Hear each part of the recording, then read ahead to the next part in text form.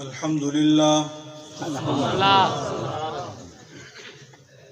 لله نحمده ونستعينه ونستغفره ونؤمن به ونتوكل عليه سبحان الله ونعوذ بالله من شرور أنفسنا ومن سيئات أعمالنا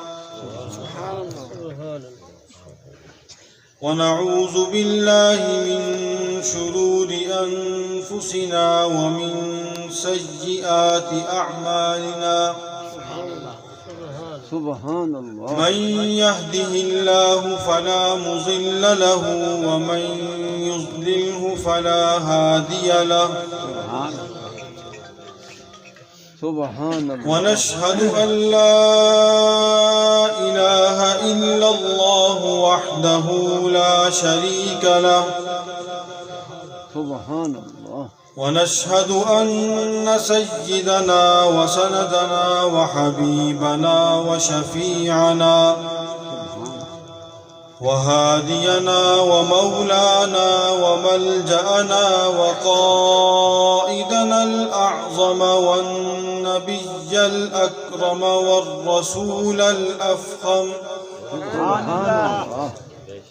محمدا عبده ورسوله سبحان الله لا نبي بعده ولا رسول بعده ولا معصوم بعده ولا إمام بعده سبحان الله ولا أمة بعد أمته وسيد الخلائق والبشر سبحان الله صلى الله تبارك وتعالى عليه وعلى آله وأصحابه وأتباعه وذرياته وبارك وسلم تسليما كثيرا كثيرا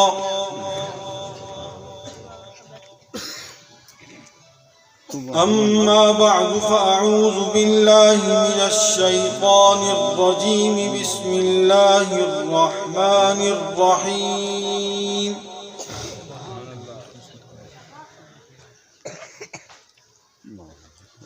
عسى الله أن يجعل بينكم وبين الذين عاديتم منهم مودة سبحان الله والله قدير والله غفور رحيم سبحان الله صدق الله مولانا العظيم وبلغنا رسوله النبي الصادق الوعد الأمين.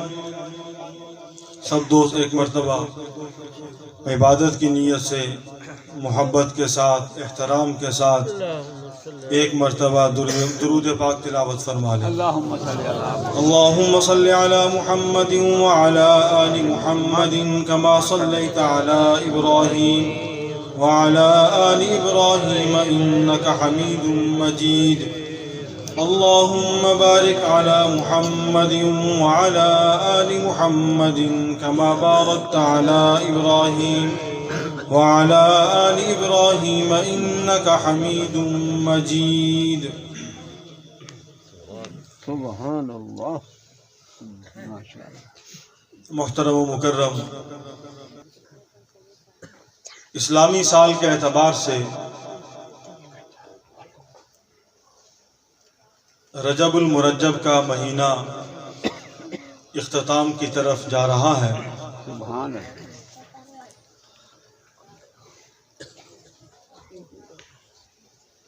ویسے تو ہر دن ہی اپنے بزرگوں کو یاد کرنے کے حوالے سے اپنی ایک انفرادیت رکھتا ہے،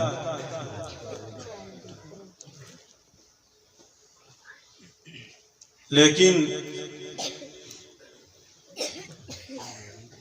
دشمن نے ایک ترتیب بنا رکھی ہے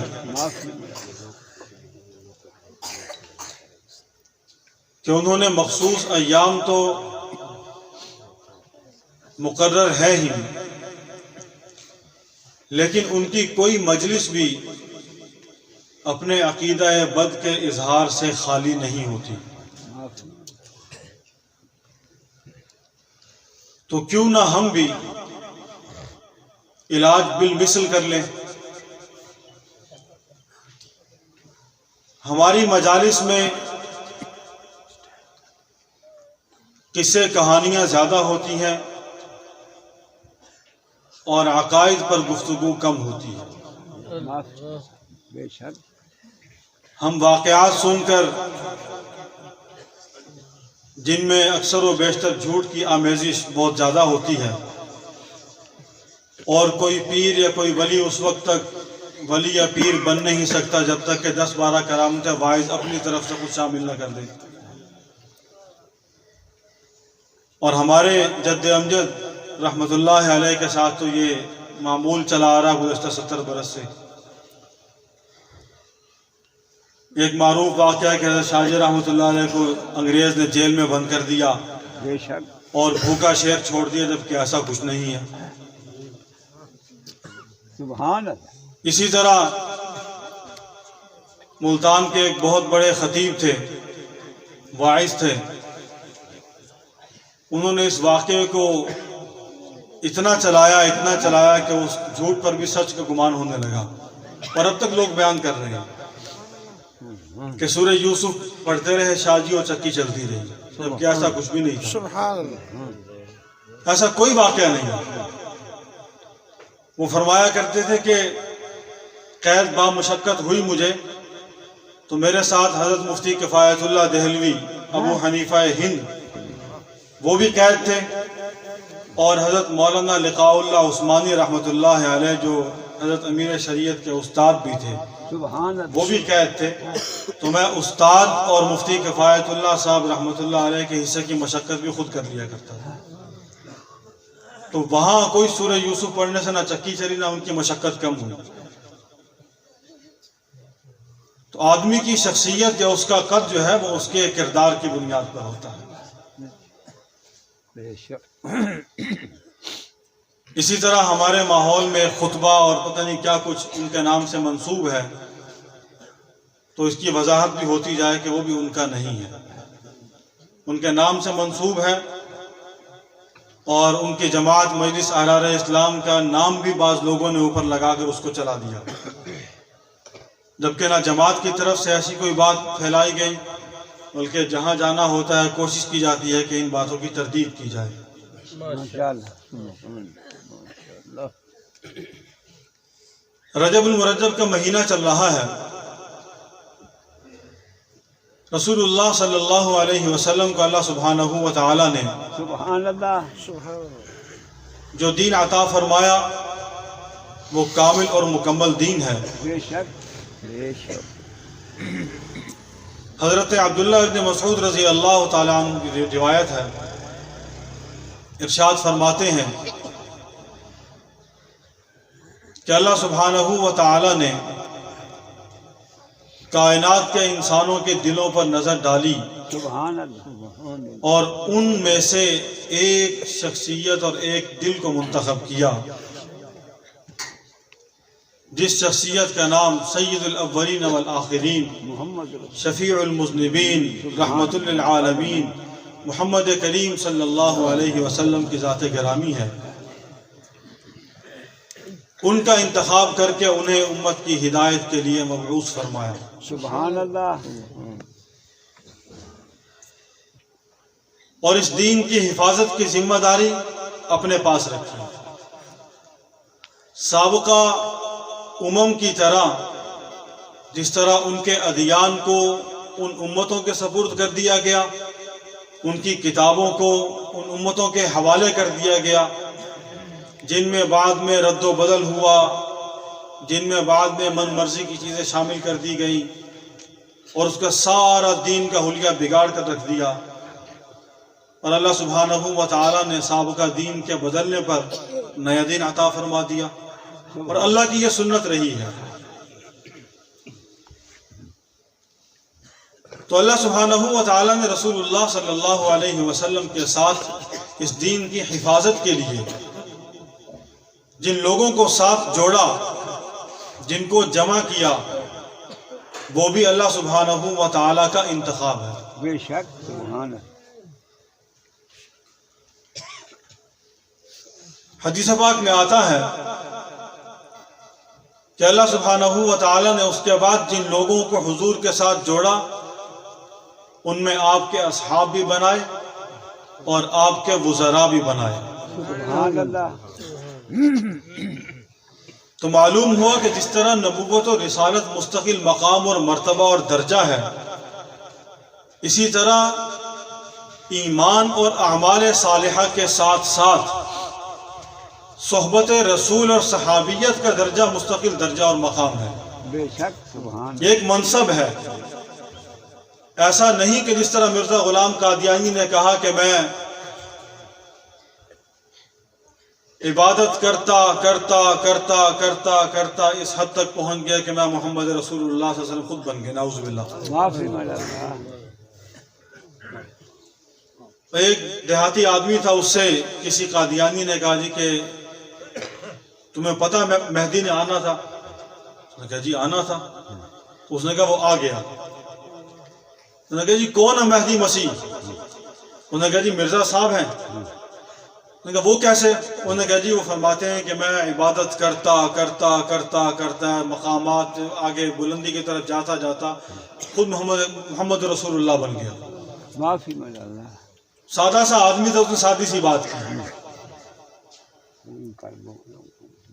اس نے اس کی بات سننے کے بعد کہا جی مجھے ایک بات کا جواب چاہیے۔ میں نے کہا ضرور۔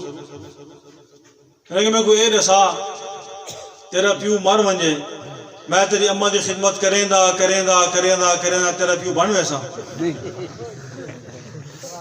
اگر میں تیری ماں دی خدمت کریں دے کریں دے کریں دے تیرا پیو نہیں بن سکتا تو وہ نبی کیوں بن گئے؟ سبحان اللہ۔ وہ نبی کیوں بن گئے؟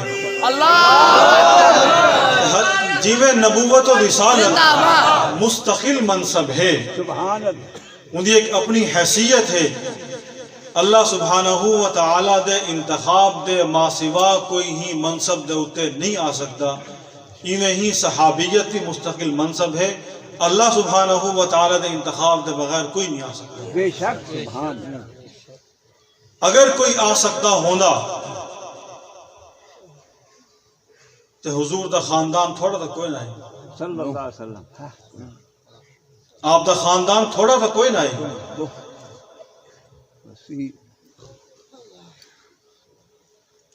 صرف 2 چچا مسلمان ہوئے، دو چاچا، صرف 2 چچا مسلمان ہوئے، باقی کسی کے نصیب میں اسلام نہیں تھا، نہیں ملا۔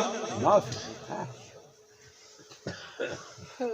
اور دیگر جو قبائل تھے، بنو ہاشم نے بعد میں اسلام قبول کیا، پہلے تو دیگر قبائل کے لوگوں نے اسلام قبول کرنا شروع کیا۔ بنو ہاشم ابتداءً جتنا ظلم انہوں نے کیا کسی نے نہیں کیا، بے شک۔ لیکن اللہ سبحانہ و تعالیٰ نے نور ایمان جس چیز کو نصیب کیا وہ ساتھ جڑتا گیا، وہ ہاشمی ہو، وہ تیمی ہو، وہ کسی بھی قبیلے کا ہو، بے شک۔ تو جماعت جڑتی گئی ساتھ ساتھ، بے شک۔ اور اسی جماعت نے ہی اللہ کے دین کی حفاظت کی۔ ہمارے تک دین پہنچنے تک جتنے مرحلے ہیں ان میں پہلا مرحلہ جبریل، جنہیں ہم جبریل امین کہتے ہیں۔ دوسرا مرحلہ رسول اللہ صلی اللہ علیہ وسلم جو کہ صادق و امین ہیں، بے شک۔ اور تیسرا مرحلہ صحابہ اکرام کی جماعت ہے، وہ بھی امین ہے۔ اللہ سبحانہ و تعالیٰ نے اس دین کی حفاظت اور اس دین کو امت تک پہنچانے کے لیے جن ذرائع کو اختیار فرمایا وہ سارے کے سارے ہر اعتبار سے بااعتماد تھے، امانت دار تھے، اور کسی بھی قسم کے رد و بدل کرنے کی ان کے اندر جرت نہیں تھی، اور نہ ہی ان کے اندر یہ بیماری تھی۔ بے شک۔ سبحان اللہ۔ لہذا سب سے پہلے ہمیں اس جماعت صحابہ کے حوالے سے اپنے دل و دماغ میں ان کے مقام اور مرتبے کو نقش کرنا ہے۔ سبحان بے شک اس لیے کہ ہمارے ہی بحروب میں، ہمارے ہی حلیے میں، ہماری ہی بولی بولنے والے وہ بعض کو خاموشی سے غلط کہہ جاتے ہیں اور بعض کو بہت ہی دھڑلے سے صحیح کہہ جاتے ہیں، اور انہیں اس تفریق کرنے میں کوئی چیز مانے بھی نہیں ہوتی، حتیٰ کہ اللہ کا خوف اور ڈر بھی انہیں نہیں ہوتا۔ معافی من اللہ کہ جنہوں نے اس دین کو سنبھالا، جنہوں نے اس دین کی حفاظت کی، رسول اللہ صلی اللہ علیہ وسلم سے جیسا پایا ویسا آگے منتقل کیا، سبحان اللہ اور ہم انہیں کہتے ہیں کہ فلاں ایسا تھا، فلاں ایسا تھا، فلاں ایسا تھا، فلاں ایسا تھا۔ ہمیں یہ درجہ بندی کرنے کا حق کس نے دیا؟ ہمیں ان کے مابین فیصلے کرنے کا حق کس نے دیا؟ ہمیں ان کے معاملات کو سلجھانے کے لیے کس نے بلایا؟ ہماری حیثیت کیا ہے؟ ہمیں اپنے ایمان کا یقین ہے کہ ہم مسلمان ہیں؟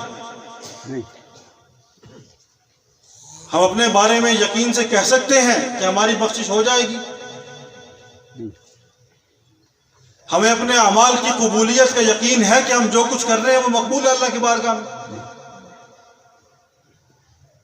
لیکن ان کے بارے میں تو 100% یقین ہے ہمارا۔ سبحان أولئك الذين امتحن الله قلوبهم للتقوى لهم مغفرة۔ وہ جماعت ہے کہ جن کے دلوں کا خود اللہ نے امتحان لیا، سبحان اللہ خود اللہ نے امتحان لیا ان کا، اور جب اللہ نے امتحان میں پاس کر دیا اور کہہ دیا لہم مغفرۃ و اجر عظیم، تو میں اور تم کس حیثیت میں کھڑے ہیں؟ ہائے ہائے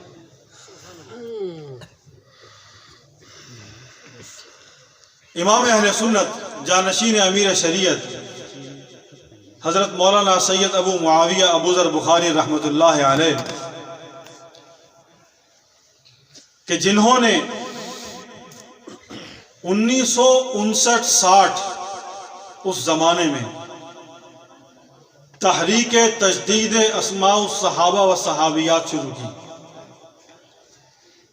کہ جس زمانے میں دیوبندی، بریلوی، اہل حدیث دوجے تہنی کٹانے جے اپنے او بھی آدھے کہ اے نہ ٹھیک کوئی نہیں، اے صحابی ٹھیک کوئی نہیں، اے ایویں تے اے ایویں تے اے ایویں، یہ کیفیت ہے۔ اس زمانے میں تحریک مدح صحابہ شروع کی، تحریک تجدید اسماء الصحابہ و صحابیات شروع کی، اور ان کی یہ کیفیت تھی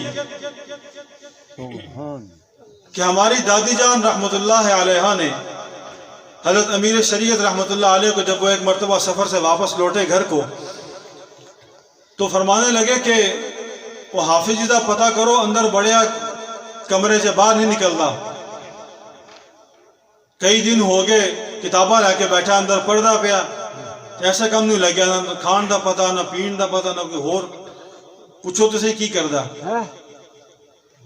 تو حضرت شاہ جی رحمت اللہ علیہ نے آواز دی اپنے اس فرزند کو کہ جس کے بارے میں ان کا اپنا فرمان ہے کہ یہ اس لائق ہے کہ میں اس کے سامنے دو زانو ہو کے بیٹھ کے اس سے تعلیم حاصل کروں۔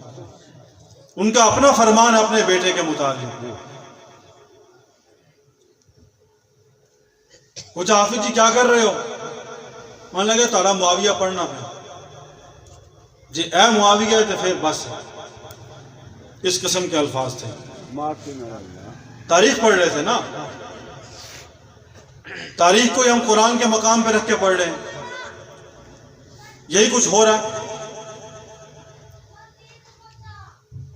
تو حضرت نے ایک جملہ ارشاد فرمایا،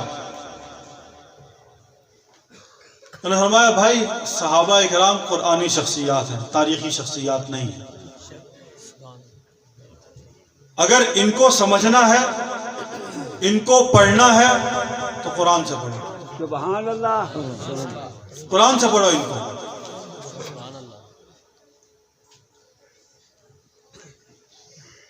تو فرماتے تھے کہ ان کے اس جملے نے میرا جتنا مطالعہ میرے دماغ میں تھا سب ایسے زیرو کر دیا، صفایا ہو گیا، سبحان جیسے مجھے کچھ نہیں پتا۔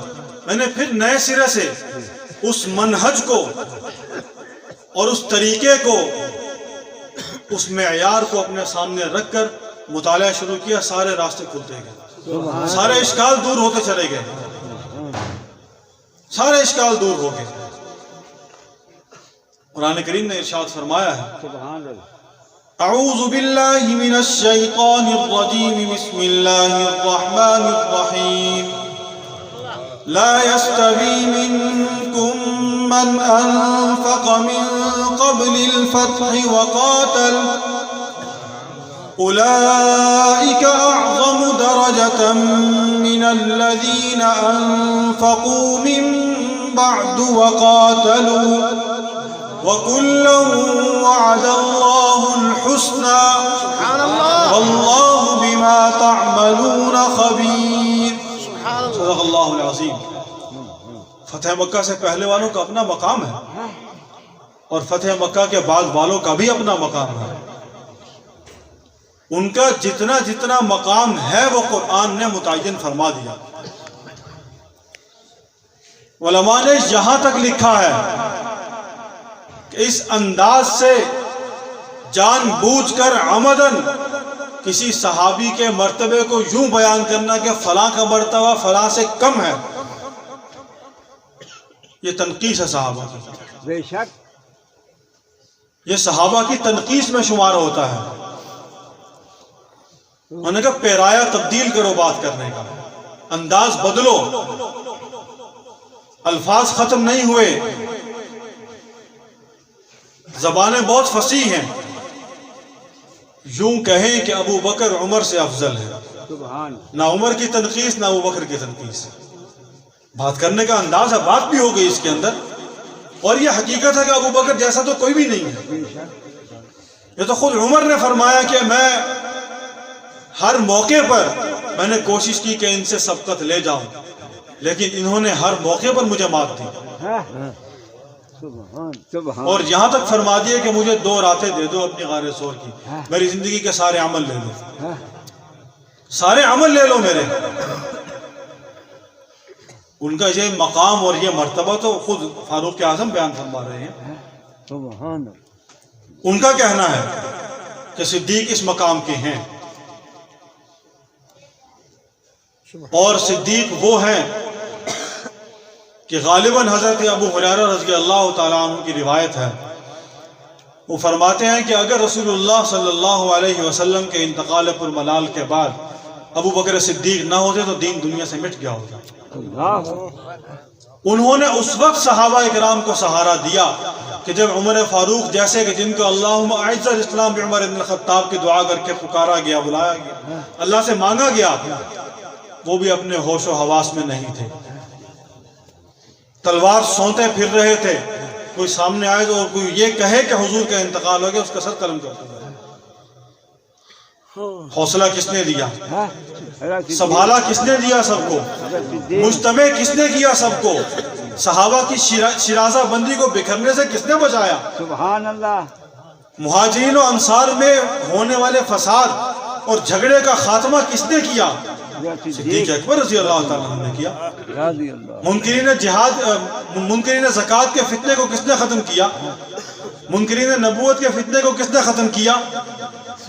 صدیق اکبر نے ختم کیا۔ رضی اللہ تعالیٰ عنہ، وہی کھڑے ہوئے، نحیف، کمزور سے، کمر جھکی ہوئی بابا جی بالکل، لیکن ایمان، عزم، اس کے پہاڑ ہے، وہ سبحان اللہ، عزم و ہمت کا پہاڑ ہے، سبحان اللہ، وہ کھڑے ہوئے، سارے صحابہ ان کے ساتھ کھڑے ہیں، سبحان اللہ، انہوں نے سنبھالا دیا، صحابہ کو ویسے ساتھ لے کر چلے جیسے مرغی بچوں کو پروں میں سنبھال کے چلتی ہے، ایسے ساتھ لے کے چلے۔ ان کے زمانے میں کوئی اختلاف نہیں ہوا، اختلافات ختم ہوئے، دشمن کو شکست ہوئی، سازشیں ختم ہوئی، دین کو ترقی نصیب ہوئی، سبحان اللہ، اور یہ حضور کی بشارت تھی کہ دین آگے پھیلے گا۔ سارے کا سارا دین کا پھیلنا حضور کے زمانے میں نہیں تھا، کچھ صحابہ کا حصہ بھی تھا اس کے اندر، سبحان اللہ، ان کے حصے بھی آیا یہ کام شروع ہوا۔ عمر ابن خطاب آئے، فتوحات ہوئیں، حضرت عثمان کے زمانے میں فتوحات ہوئیں، حضرت معاویہ بن ابو سفیان کے زمانے میں فتوحات ہوئیں۔ ہم نے تاریخ کے سہارے پہ ایسا ظلم کیا صحابہ کرام کی شخصیات کے اوپر، ان کے مقام و مرتبے کے اوپر، کہ ہم نے کہیں 4 میں بند کر دیا، کہیں 6 میں بند کر دیا، کہیں 10 میں بند کر دیا، کہیں کہیں بند کر دیا، ہم اسی کام میں لگے۔ تو ہم میں اور ان کٹانوں میں فرق کیا رہ گیا؟ انہوں نے کہیں 5 کا نمبر لگا دیا، کہیں 12 کا نمبر لگا دیا، کہیں 10 کا نمبر لگا دیا، کہیں انہوں نے 14 کا نمبر لگا کے بند کر دیا۔ ان کے ماں سوا سب ختم ہو گئے۔ ہمارے پاس جو ختم نبوت پر دلیل موجود ہے حدیث مبارکہ کی شکل میں، اس میں کیا آتا ہے؟ کانت بنو اسرائیل تسوسهم الانبیاء کلما ہلک نبی خلفہ نبی آخر۔ سبحان اللہ، وہاں پر تو انبیاء کے بعد اور انبیاء آتے گئے، لیکن حضور نے کیا فرمایا؟ میرے بعد خلفاء ہوں گے اور بہت ہوں گے، خلفاء ہوں گے اور بہت ہوں گے۔ کیا مطلب؟ 4 کے بعد کوئی خلافت نہیں، تو پھر دین تو اس زمانے تک رہا نا۔ ہم کہتے ہیں کہ دین حکمرانی کے لیے آیا ہے۔ ان الحکم الا للہ امر الا تعبدوا الا اياه ذلك الدين القيم الا له الخلق والامر۔ تو دین کا نفاذ کس نے کرنا؟ دین کی تنفیذ کس نے کرنی ہے؟ اس نظام کو ہم کیا نظام کہیں گے؟ وہ جمہوریت ہے، وہ ڈیموکریسی ہے، وہ اشتراکیت ہے، وہ کمیونزم ہے؟ دین نظام خلافت ہے، دین کا نظام حکومت ہے، اور یہ نظام قیامت تک قائم رہنے کے لیے آیا ہے دین۔ بے شک، حضرت عیسیٰ آئیں گے، حضور کے خلیفہ بن کے آئیں گے، بے شک، وہ دوبارہ نبی کی حیثیت میں نہیں آئیں گے۔ زمانہ نبوت ان کا گزر چکا، انہوں نے آنا ہے، ہمارا عقیدہ ہے، اور وہ حضور کے خلیفہ بن کے آئیں گے، 40 سال زندہ رہیں گے، شادی کریں گے، اولاد ہوگی، حکومت کریں گے۔ عمر ابن عبدالعزیز کو تو ہم خلیفہ راشد مان لیتے ہیں، معاویہ بن ابی سفیان کی مرتبہ ہماری زبان میں کیڑے پڑتے ہیں۔ وہاں ہماری زبانیں گنگ ہو جاتی ہیں۔ دشمن سے زیادہ تکلیف ہمیں ہوتی ہے۔ ہم مسلمان ہیں، ہم دیوبندی ہیں، ہم بریلوی ہیں، ہم اہل حدیث ہیں، اہل سنت ہے نا، سب سارے خود کو یہی کہتے ہیں نا، اہل سنت ہیں۔ اہل سنت میں سے ہی سارا نظام نکلا ہوا آگے۔ افسوس یہ کہ ہم آپس میں جھگڑتے رہے اور دشمن ہماری بنیادوں پر وار کرتا رہا، اسے کھوکھلا کرتا رہا نیچے سے، اس میں دراڑیں پیدا کرتا رہا، اور ہم مطمئن رہے کہ ہم نے بڑی فتوحات حاصل کی ہیں۔ لیکن یہ نہیں معلوم کہ دشمن نے ہمارے سادہ لوہ مسلمان بھائیوں کے اوپر جو فتوحات حاصل کی ہیں، اس کا جواب کون دے گا؟ ہم نے نعرے ایجاد کر دیے، اور حق کو ہم نے ایک دائرے کے اندر محدود کر کے بند کر دیا کہ اس سے باہر کوئی حق نہیں ہے۔ سوچے تو صحیح، آپ کیا کر رہے ہیں؟ ہم مسلمان سنی کہلانے والے کیا کر رہے ہیں؟ قرآن کہتا ہے اولئک هم الراشدون اولئک هم الفائزون اولئک هم المفلحون رضی اللہ عنہم ورضوا عنہ وکلا وعد اللہ الحسنى۔ ہم کہتے ہیں نہیں فلاں تو ٹھیک ہے، فلاں نہیں ہے۔ اللہ کہہ رہا ہے کلا وعد اللہ الحسنى، فتح مکہ سے پہلے والے ہوں یا فتح مکہ سے بعد والے ہوں، صحابہ صحابہ ہیں، سبحان اللہ، وہ وحشی بن حرب ہی کیوں نہ ہو صحابی ہیں، وہ صحابی کیوں نہ ہو جو ایک غزوے کے موقع پر کفار کی صفوں میں سے نکلے، اللہ نے دل میں ڈالا اسلام قبول کرنے کے لیے، حاضر حضور کی خدمت میں، ہاتھ میں کھجوریں تھی، کھجوریں کھا رہے تھے مستقل. یا رسول اللہ، میں اسلام قبول کرنے کے بعد اگر میدان عمل میں آ جاؤں، جہاد میں شریک ہو جاؤں اور مارا جاؤں تو کیا ہوگا؟ جنت میں جاؤ گے. وہیں کھجوریں پھینک ایسے باقی جنت میں کھاؤں گا جا کے.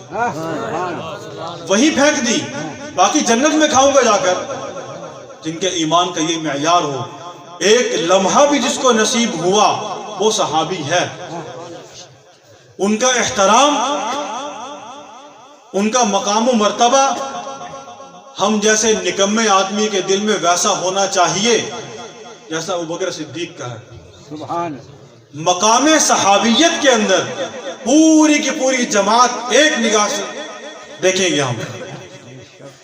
باقی اللہ سبحانہ و تعالی نے، حضور نے ارشاد فرمایا نا اصحابی کالنجوم فبأیہم اقتدیتم اہتدیتم. تو ستاروں سے روشنی نکلتی ہے، اندھیرا تو نہیں آتا باہر وہاں سے، ظلمت تو نہیں ملتی وہاں سے. کوئی ستارہ بہت روشن ہوتا ہے، کسی میں روشنی تھوڑی ہوتی ہے، لیکن ہوتی روشنی ہے، ہوتی ہے، بے شک. ملے گی وہاں سے روشنی ہی. پرانے زمانے کے ہمارے بابے یہاں موجود ہیں، اس زمانے میں گھڑیاں نہیں ہوتی تھی، رات ہو دن ہو ستاروں کو دیکھ کے وقت تلاش کیا کرتے تھے، وقت کا اندازہ ہوتا تھا، راستے تلاش کرتے تھے، مشرق مغرب شمال جنوب کی پہچان ہوتی تھی.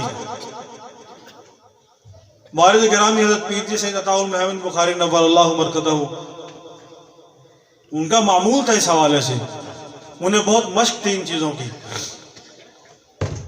دوپہر کو تقریباً 12 ساڑھے 12 تک ان کا دارہ بنی ہاشم میں باہر مدرسے میں بیٹھنے کا معمول تھا. تو وہ تقریباً اسی وقت میں کہتے تھے ہاں بھائی دائیں بائیں دیکھتے ذرا ایسے آسمان کی طرف، سورج کو دیکھتے کہاں اس وقت، سایہ دیکھتے کہاں اس وقت. ہاں بھائی اپنی گھڑیاں کھولو، کی ٹائم ہوا 12 بج گئے، جی بج گئے. کہتے ہاں 1 منٹ کا فرق ہو گیا، زیادہ کو زیادہ فرق نہیں ہونا، ایسے ہی ہوتا تھا. تو ستارے راستہ بتاتے ہیں، سبحان تو دین کا راستہ بھی صحابہ نے بتانا ہے. سبحان اللہ. آفتاب نبوت، ماہتاب نبوت، اس کے ساتھ جو ارد گرد ستارے موجود ہیں، راستہ وہیں سے ملے گا. بے شک. اور کسی ایک کے بارے میں بھی اگر دل میں کچھ شیطانی وسوسہ بھی پیدا ہو گیا تو میرا ایمان ختم ہو جائے گا، بے شک. بے شک. ایمان نہیں رہے گا باقی میرا. حضرت معاویہ بن ابی سفیان رضی اللہ تعالی عنہما قریش کی شاخ بنو امیہ کے چمکتے دمکتے ستارے ہیں. اس ماہ رجب کی 22 تاریخ کو ان کا انتقال پر ملال ہوا سن 60 ہجری میں. یہ تاریخ کی وہ مظلوم شخصیت ہیں کہ جن پر اپنوں اور پرایوں سب نے دل کھول کر دشنام ترازی کی.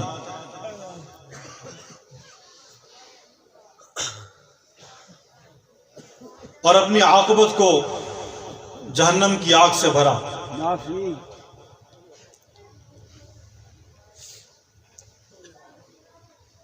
عمرۃ القضاء کے موقع پر اسلام قبول کیا انہوں نے سن 7 ہجری میں، اور اسی موقع پر رسول اللہ صلی اللہ علیہ وسلم کی حجامت بھی بنائی. سبحان. نبی کی حجامت بنوا رہے ہیں، نبی ان پہ اعتماد کر رہے ہیں، نبی ان کے اسلام کو تسلیم کر رہے ہیں. میں ان کے لیے درجہ بندی مقرر کر رہا ہوں کہ نہیں وہ اتنے درجے کے صحابی، اس سے کم کے صحابی ہیں، اس سے اوپر ان کا درجہ ہو نہیں سکتا. ان کی والدہ ماجدہ صحابیہ، ان کے والد گرامی صحابی، ان کی ہمشیر صحابی ام المومنین، ان کی اہلیہ صحابیہ، وہ تو سارے کا سارا خاندان حضور کے مقربین میں ہے. اور حضور نے خود ارشاد فرمایا صلی اللہ علیہ وسلم نے کہ میں نے اپنے سسرال والے اور اپنے دامادوں کو اپنی مرضی سے نہیں چنا، اپنی مرضی سے نہیں چنا، اللہ سبحانہ و تعالیٰ کا حکم ہوا تو ویسے ہو۔ بے شک سبحان اللہ۔ اب جس نے بک بک کرنی ہے وہ سن لے کہ حضور کے سسرال کی طرف منہ کرو پھر، اور ان کا انتخاب خداوندی ہے،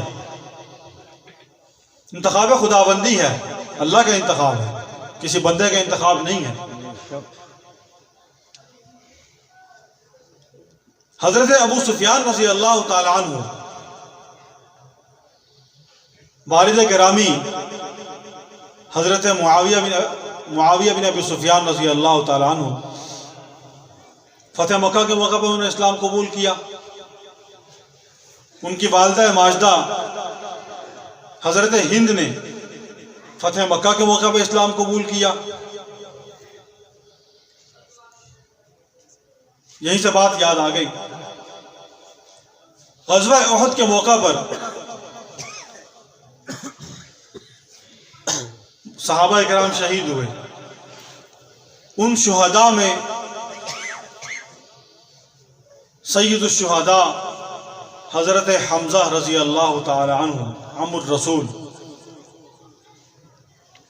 وہ بھی شہید ہوئے وہاں پر، اور آپ علیہ الصلوۃ والسلام کو ان کی شہادت کا بہت صدمہ تھا، بہت غم تھا۔ شہداء احد پر حضور نے جنازہ پڑھا تو ہر شہید کے ساتھ سید حمزہ پہ جنازہ پڑھا، ان کے لیے دعا کی۔ ایک روایت بہت زیادہ مشہور ہے ہمارے ماحول اور معاشرے میں، اور ہم بغیر تحقیق کے اس روایت کو بیان کرتے ہیں کہ حضرت حمزہ رضی اللہ تعالیٰ عنہ کو حضرت وحشی بن حرب نے شہید کیا، ان کے وار سے ان کی شہادت ہوئی، اور اس موقع پر کفار نے صحابہ کرام کے شہداء کا مسئلہ بھی کیا اور سلوکی ہوئی، اور کہا جاتا ہے کہ حضرت معاویہ رضی اللہ تعالیٰ عنہ کی والدہ ماجدہ حضرت ہند سلام اللہ علیہا، ان پر یہ الزام عائد کیا جاتا ہے کہ انہوں نے حضرت حمزہ کا کلیجہ چبایا۔ یہ الزام عائد کیا جاتا ہے، میں نے پہلے اس نے عرض کر دیا، جس کا مطلب یہ کہ یہ عمل ان کا نہیں ہے، اور کہا جاتا ہے کہ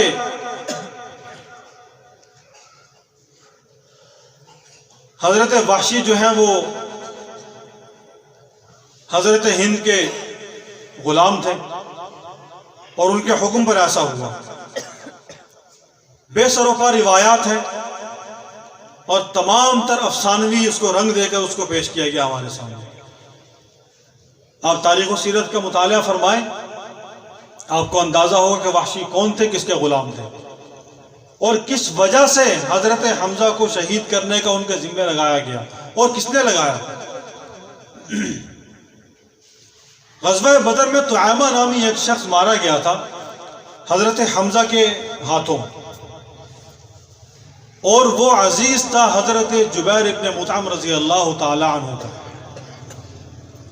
جبیر ابن مطعم رضی اللہ تعالی عنہ کا غلام تھا وحشی بن حرب۔ تو انہوں نے اپنے اس عزیز کے خون کا بدلہ لینے کے لیے اس کے ذمہ لگایا کہ تم نے اس کو قتل کرنا۔ حالت کفر تھی۔ اب حالت کفر کی جو یعنی اعمال ہیں، اسلام قبول کرنے کے بعد اگر پھر بھی ان کو دہرانا ہے اور ان کی ذمہ داری ٹھہرا کر ان شخصیات کی تنقید کرنی ہے، تو یہ کہاں کا دین اور ایمان ہے، یہ کہاں کا انصاف ہے۔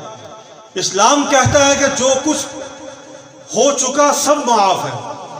لا الہ الا اللہ محمد رسول اللہ نے تہدیم ما کان قبلہ، جو کچھ پہلے تھا منہدم کر دیا، اس کو ختم کر دیا سب۔ میں اور آپ حج کر کے آتے ہیں اور کہتے ہیں جی صحیح منذ یوم ولدتہ امہ، ہم ایسے ہو گئے جیسے اس کی ماں نے اس کو جنایا، اصلی پاک صاف تھی کہ آیا صحیح والنمی سمی، اللہ غفور الرحیم ہے، شاباش ہمت کیتے رکھو۔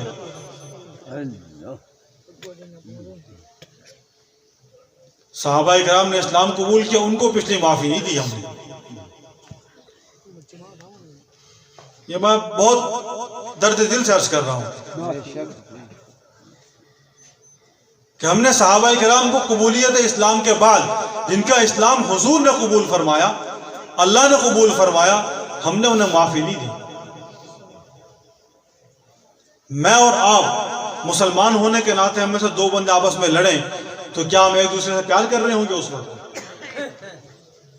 بھائی مارنے کے لیے کھڑے ہیں ایک دوسرے کو.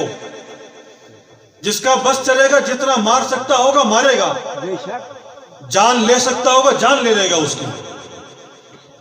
آپ کہتے ہیں جی کہ اس نے حالت کفر کے اندر کلیجہ چبایا، لہذا اس کو ہم نے قیامت تک معاف نہیں کرنا. اللہ نے معاف فرما دیا. اب بولتے یہ عمل انہوں نے کیا نہیں، یہ عمل نہیں کیا انہوں نے.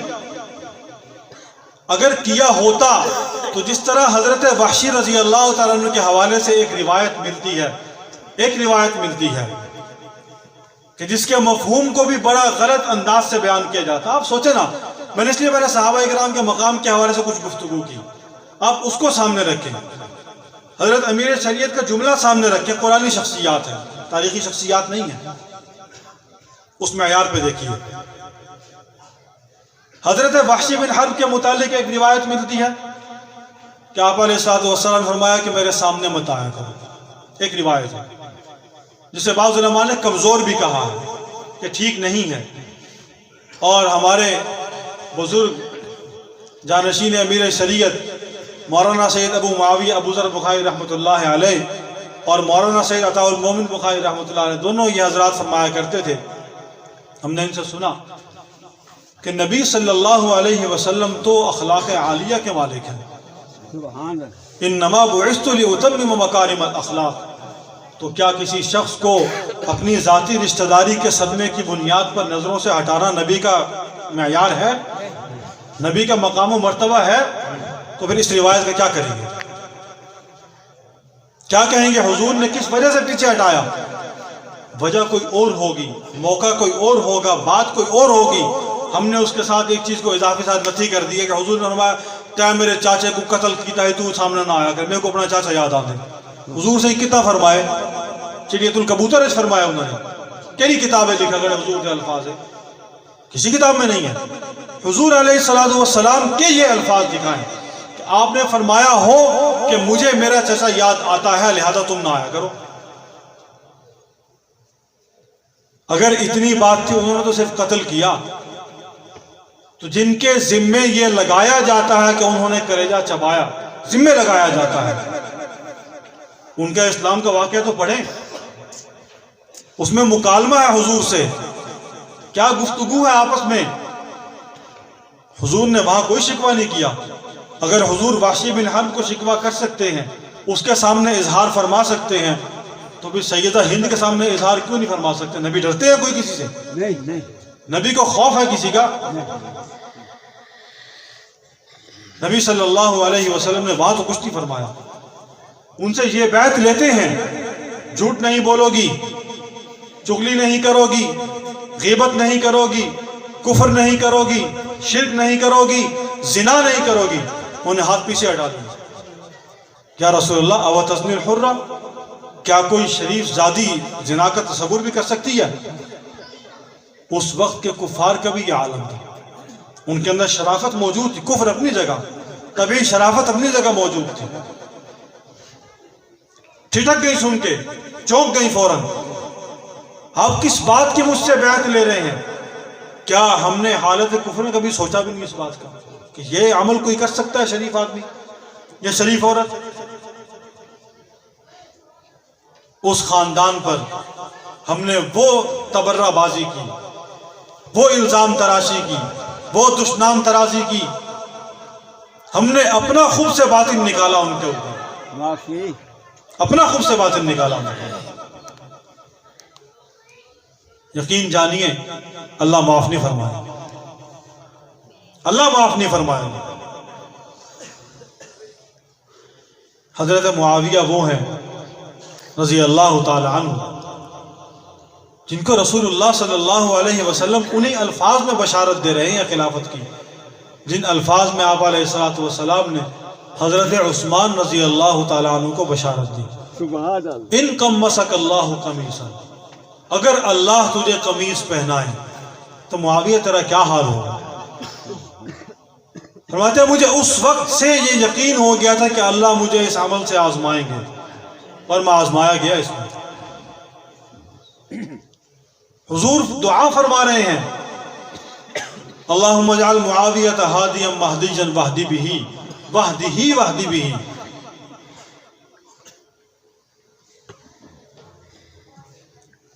ہماری فقہ کی کتابوں پر ہدایہ شریف پر قدوری شریف کے اوپر لکھا ہوتا من یرید اللہ بہ خیرا یفقہہ فی الدین، ہم راوی کا نام حذف کر دیتے ہیں اس کے اوپر سے۔ راوی کون ہے؟ معاویہ بن ابی سفیان۔ حدیث لے رہے ہیں ان سے۔ حضور نے کتابت قرآن پر معمور فرمایا۔ میں نے شروع میں عرض کیا جبریل امین، رسول اللہ صلی اللہ علیہ وسلم رسول امین، اور صحابہ بھی اس پر امین ہیں، بے شک، سبحان اللہ، صحابہ بھی امین ہیں اس کے اوپر۔ حضور نے حضرت معاویہ کو کتابت وحی پر بھی متعین فرمایا، خطوط کی کتابت پر بھی متعین فرمایا۔ قرآن کریم کا جو حصہ پھر معاویہ نے لکھا ہے، کیا کہو گے اس کو؟ نہیں مانتے؟ ہم میں اور ان میں کیا فرق رہ گیا باقی؟ حضور کے سالے بھی ہیں اور آپ کے ہم زلف بھی ہیں۔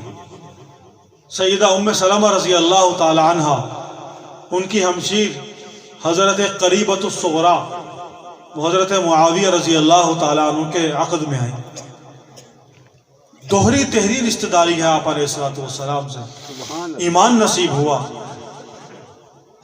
یہ اللہ کی مشیت میں ہے کہ جس کو جتنا موقع ملا دین کی خدمت کرنے کا، یہ تو اس کی تقسیم ہے، لیکن میں اور آپ کہاں کھڑے ہیں؟ تو صحابہ کرام میں باہمی اختلافات بھی ہوئے، اور ان اختلافات کے اندر مجھے اور آپ کو کیا فیصلہ ہے کہ ہم کہیں کہ یہ صحیح اور یہ غلط؟ سوال ہے۔ اختلافات ان کے درمیان ہوتے ہیں۔ خود حضرت علی ابن ابی طالب رضی اللہ تعالی عنہ، ان کا خطبہ ہے جو نہج البلاغہ کے اندر موجود ہے۔ آپ سنیوں کی تاریخی کتابیں چھوڑیے، انہی کی اٹھا لیں، انہی کی اٹھا لیں کہ جب ہم ایک دوسرے سے آمنے سامنے ہوئے، ہماری کیفیت یہ تھی کہ ہمارا اللہ بھی ایک تھا، ہمارا رسول بھی ایک تھا، ہمارا ایمان بھی ایک تھا، ہماری کتاب بھی ایک تھی۔ بے شک، وہ یہ فرماتے ہیں، ہم کہتے ہیں نہیں، وہ حق پر، وہ باطل پر، وہ حق اور وہ ناحق اور وہ پتہ نہیں کیا کیا اختلاف۔ ہم نے سارے صرف کے جو ہے نا قواعد یہیں پورے کرنے ہوتے ہیں آگے۔ افر التفضیل کا صیغہ ہے، مبالغے کا صیغہ ہے، یہ فلانا صیغہ ہے، فلانا صیغہ، یہ سارے وہیں لگانے آگے۔ چھوٹا سا سوال ہے، ہم دورہ حدیث میں پڑھتے تھے، تھامیوں کا مدرسہ تھا جامعہ اشرفیہ لاہور، وہاں ایک ساتھی سے اسی موضوع پہ تھوڑی سی گفتگو ہوئی، تو ہمارے ایک بھائی نے بڑا اچھا سوال وہاں پھینکا۔ انہوں نے کہا یہاں بیٹھے ہو، تم کہو کہ تقسیم پاکستان میں حضرت تھانوی کی رائے غلط تھی، کہو یہاں بیٹھ کے۔ پاکستان کی تقسیم ہوئی نا، سیاسی مسئلہ تھا۔ تم کہو کہ حضرت تھانوی کا موقف غلط تھا، حضرت مدنی کا موقف ٹھیک تھا، عطا اللہ صاحب بخاری کا موقف ٹھیک تھا پاکستان کے حوالے سے، تمہیں جامعہ اشرفیہ والے فوراً خارجہ نکال کے باہر پھینک دیں گے مدرسے سے۔ حضرت تھانوی کے خلاف بولتے ہو، تمہیں شرم نہیں آتی؟ اور یہی بات جا کر جامعہ مدنیہ میں کر دو تھوڑی دیر کے لیے کہ حضرت مدنی کا جو موقف تھا وہ غلط تھا پاکستان کے حوالے سے، حضرت تھانوی کا موقف ٹھیک تھا، تو محمود میاں صاحب فوراً جوتے مار کے باہر نکالیں گے مدرسے سے۔ ہم یہ معمولی سا اختلاف برداشت کرنے میں تیار نہیں، یہاں پر ہم حق اور باطل کے لیے تیار نہیں۔ ہم کہتے ہیں دونوں کی رائے سیاسی رائے تھی، دونوں کا اختلاف تھا، دونوں ٹھیک تھے اپنی اپنی جگہ، لیکن صحابہ کے متعلق ہم فوراً بولتے ہیں نہیں جی فلاں ٹھیک تھا، فلاں غلط تھا، تو کیس تھی؟ میں اور آپ کون ہیں؟ مجھے کیا حق ہے اس بات کا؟ مجھے کیا حق ہے اس بات کا کہ میں ان کے درمیان فیصلہ کروں. بے شک مجھے فیصلے کا کوئی حق نہیں. ابن تیمیہ کو پڑھیں، ابن کثیر کو پڑھیں، ابن حجر کو پڑھیں، صرف وہ تاریخ امت مسلمہ والے اسماعیل ریحان کو نہ پڑھا کریں جس نے سارے کا سارا تبرہ ہی کیا سیدنا معاویہ کے اوپر.